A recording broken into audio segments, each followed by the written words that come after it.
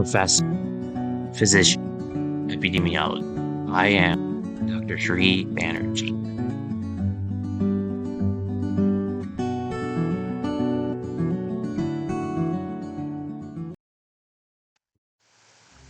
Hello everyone, I'm Dr. Sri Banerjee, core faculty for the College of Health Sciences and Public Policy at Walden University with the joint faculty position at Ross University School of Medicine. And in this video, I'm going to be going over something called Polaris. And this is a process, a health policy process that has been identified by the Centers for Disease Control as a good way to provide health. It's a good way of thinking. It's a good approach with the policy process. So the first thing that starts off is identifying the problem, and problem identification can look like many things in many different contexts. I'm going to start off by saying this. When it's going out into the community, writing a problem statement may involve, within stakeholder engagement and education throughout the process. So identifying a root cause and then developing a detailed problem statement that includes the problem's effect on a population's health. Why is problem identification important? Because there's underlying true problems causing a public health issue, which is not obvious. And oftentimes this metaphor is used with the tip of the iceberg to make sure you're identifying the true underlying problem causing the public health issue, which is not always obvious, but with techniques like regression analysis, this is able to be gleaned out. So stakeholders on your policy journey can include those who are affected by the policy directly or indirectly. They would love to know what's going on. Those directly involved with or responsible for the policy. And then people whose jobs or lives might be affected by the policy or any part of the policy process. So this may include community members and leaders, neighborhood associations and networks, those with strong influence in the community, media, clergy, doctors, CEOs, state and local health departments, interest groups, and funders and other resource providers. So schools and educational groups, funders and other resource providers, evaluators, legislators, government officials, and other policymakers are also other stakeholders that you may want to involve. So think about these a little and see if you're actually involving all parties in the stakeholder. You can identify potential stakeholders by networking with existing partners. So identifying that underlying public health problem, again, getting to that, how do you do that? It can be used for a variety of health topics. The public health example is very generic, providing neighborhood A, neighborhood B, and looking into prenatal care, but this can be applied to any sort of public health problem, again, replacing out the problem that has been provided. So how do you, again, identify the problem? Combining existing research, and again, this is very, the problem with identifying the problem is that there is no one answer. You can identify the problem by identifying the root cause of the problem, and I've actually written assignments on this, by collecting information and then talking with stakeholders. You can do that. And you can start by doing an environmental scan. And an environmental scan, I actually uniquely specialize in terms of geospatial context, a literature review, and if necessary, surveys within the community. So, for instance, instead of obesity, you can say lack of access to fresh fruits and vegetables. and that's the underlying cause that is leading to obesity. And doing this can help you better understand what is contributing to the issue and identify possible policy solutions. For those of you that may not know what a literature review is, and many people that are newly minted getting into research, a literature review is simply an examination of the current body of research about your policy problem that can include possible policy options.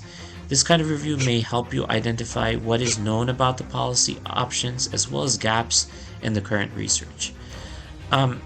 So instead of research problem, right now you're looking for a policy problem, which changes the approach in how you get to identify the problem.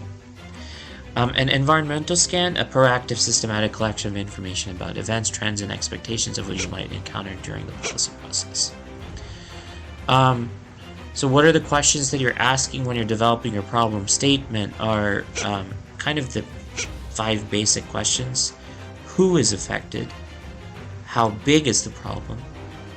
What contributes to the problem? And when and where the problem is most likely to occur. And your problem statement might not address each one of these questions. But if you think about these, then it can create a very sort of robust sort of problem statement.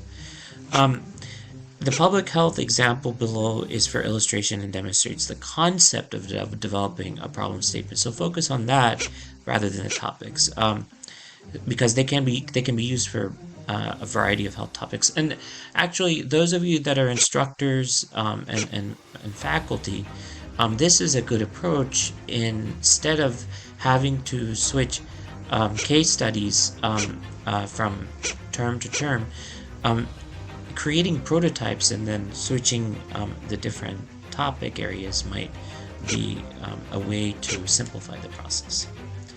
So this is specifically looking at drinking and driving among teenagers.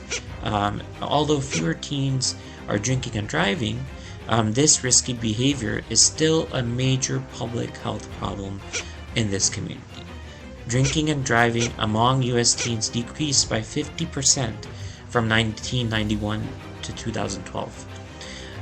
But among high school teenagers, this is still it still is consistently a problem, and about 2.4 million times per month this takes place.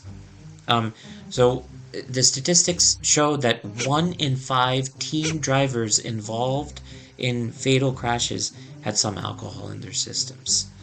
And so a lot of these risk factors for teen, believe it or not, for teen drinking and driving include lower socioeconomic status. And maybe they don't have access to a car, and so lower driver education levels. And so sometimes access to alcohol also has an impact. So make sure to frame the problem in a way that helps illuminate possible policy solution. So you don't want to de-emphasize one portion to emphasize another. You want to make sure that there's a kind of understanding of the problem statement and a complete picture of it. So it should include who's affected. It should include how big the problem is. It should include what contributes to the problem. And then finally, when and where the problem is most likely to occur. These need to be there, and then it will allow for the framing of the problem in a way that helps illuminate possible policy solutions. So what additional tools are out there?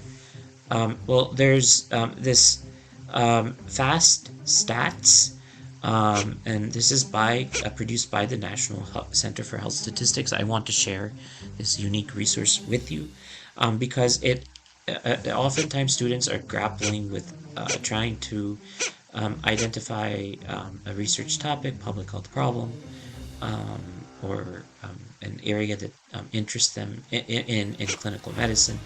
And this is a quite a comprehensive list of many different conditions. And you can kind of click on any one of these and see more information about that. If you want to look at, for instance, chronic obstructive pulmonary diseases, you can look at some of the epidemiological facts that are surrounding that. And also visitation in emergency rooms and office-based visits. So you can right off the bat see that percent of adults who have ever been diagnosed with chronic obstructive pulmonary disease, emphysema, or chronic bronchitis is 5%. And that's as of 2020. And that's looking at National Health Interview Survey. And that's another large nationally representative data set. So let's backtrack a little and then look for another resource that's out there in policy analysis. And it's an online training course. And it goes into how to write a research problem.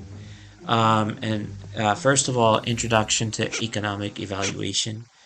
And this looks at some of the economic considerations. And just taking a quick look at what this course is all about.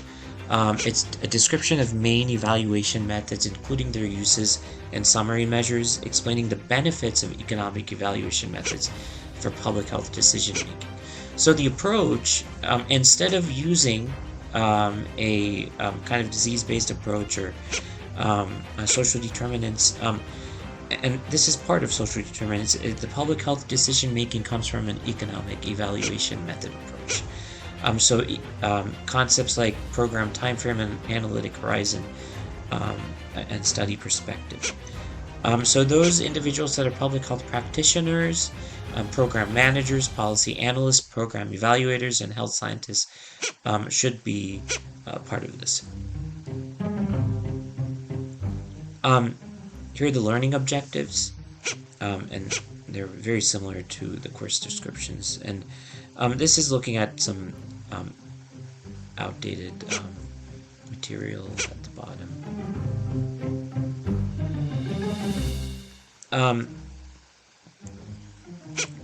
So it's not only introduction to economic evaluation. Next, you go into introduction to policy analysis in public health.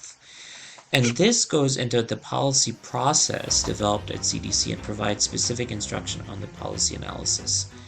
And I can go over the course description just to take a look at what this is. But this is the CDC introduces the learner to the CDC policy process. And the policy process is a problem identification, number one, which we extensively went over in this video. But it's actually a 5-step process where it goes into policy analysis in step 2, and then step 3, strategy and policy development. 4 is policy enactment, and then 5 is policy implementation. And again, evaluation is taking place throughout this, and then stakeholder engagement and education is at the center. So I again went over problem identification. I can briefly go over the other 4. Policy analysis entails 3 kind of subcategories: research and identify policy options. And then in the analysis, you can describe how the policy will impact morbidity and mortality, for instance, so the health impact. B, and this is an interesting addition, the costs to implement the policy and how the costs compare with the benefits, economic and budgetary impacts. And C, the political and operational factors associated with adoption and implementation. So the feasibility of the policy implementation. And then assess and prioritize policy options. So if something is not really feasible at the time due to economic measures, then something else might be prioritized. Then strategy and policy development, identifying the strategy for getting the policy adopted and how the policy will operate. So identifying how the policy will operate and what is needed for enactment and implementation is important. So defining strategy for engaging stakeholders and policy actors, possibly draft the policy. So that's policy development. But then following internal or external procedures for getting policy enacted or passed. That is always a challenge because there's always internal sort of hoops to jump through, and so understanding how all of these work takes some getting used to. And then policy implementation is the final step here. Translate the enacted policy into action, monitor uptake, and ensure full implementation. So translating policy into operational practice and defining implementation standards, implementing regulations, guidelines, recommendations, identifying indicators and measures, coordinating resources, assessing implementation, support post-implementation sustainability of policy. So implementation is more than just implementation. It's a combination of coordination, assessment, and then support.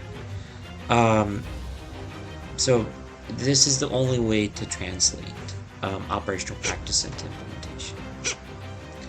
What are the overarching domains in here? So stakeholder engagement and education, like I said, connecting decision makers, partners, those affected by the policy, and the general public. And then evaluation. So all of this can be found in a different document here.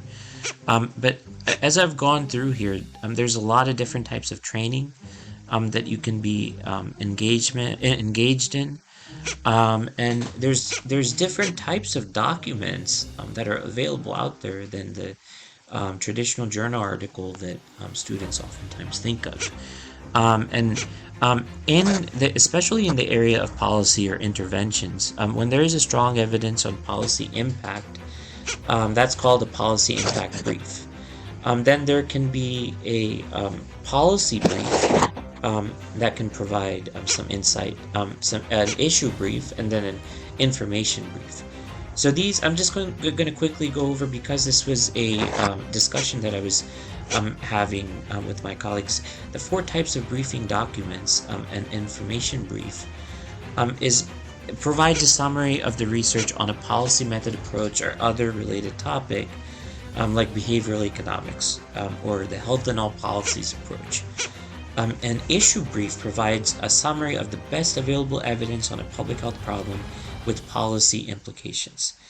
It's most appropriate when no policy solutions are known to exist and the issue is still in the problem identification domain of the policy process, but otherwise, when you have some information, then you're better off doing an information brief. And then a policy brief builds on the issue brief by providing a summary of evidence-based best practices or policy options for a public health problem. So a policy brief is appropriate for issues in domains 2, 3, 4, and 5 of the policy process. So all the way through implementation. So policy, so that includes analysis, strategy, development, policy development, enactment, and implementation. And then a policy impact brief is the most in-depth briefing document, provides a summary of the best available evidence on health, economic, or budgetary impact of one or more policies. What are the steps for writing effective briefs? Well, I mean, the way to do this is find potential audiences who may be those who inform policy at the federal, state, local level. So identify the key stakeholders. 2. Conduct audience research in order to translate the evidence in a way that is easy to understand, get to know your audience. Don't guess or assume. So, for instance, I'm creating, trying to, in the proposal phases of creating a course. But before that, I actually created a poll question in order to canvass and understand the target audience. And then determining the purpose and making sure your material contains one obvious main message. Lead with your bottom line up front, BLUF, which captures the purpose and main message. And different people have different perspectives, but this is the CDC policy context. So developing content for the type of brief you want to create. Define and explain terms that may be unfamiliar to your audience. Sometimes I've seen glossaries. Avoid using jargon or technical terms unless absolutely necessary, and then that can be defined. Acronyms can be defined within a glossary. And organizing information into chunks with headings. A chunk is the amount of words or numbers people can hold in their short-term memory, and group with other words or numbers. So a chunk should be only one idea that people can connect to other related ideas. Use headings to organize the label and label chunks. Use bulleted or numbered lists to break up text in the body of the material and make information easier to scan and read. Lists with more than 7 items should be broken into sublists.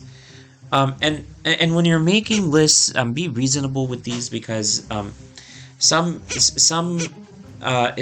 individuals this may be appealing to, while others might prefer another system. Review the CDC Clear Communication Index for other types on communicating clearly with your intended audiences. And this goes, I'm not able to click on this directly on this link, but this goes into infographics, which is another area to be considering. Actually, number 5 goes into infographics. So I'm including at least one visual aid that conveys or supports the main message. Photographs, graphs, infographics, visual aids. Simple, well-designed visual aids go a long way, and it helps people easily and quickly grasp information. Make sure words and visual aids convey the same message and reinforce each other. Including considerations for the key audience. That's number 6. Be clear about what the evidence might mean as it relates to the issue at hand, but also what it might not mean. Framing the evidence in a way that is accurate and easy for the audience to understand. So just think about the audience and what it is that applies to them, and then format your brief. Finally, your brief should be concise, compelling, and visually appealing to your audience. So that sums up writing a brief. In this video, I've gone over quite a few pieces of information, just talking about how all of policy implementation and actually finding and identifying the problem, identifying a policy problem can require multiple steps in order to get to the final solution. And then there's different domains here.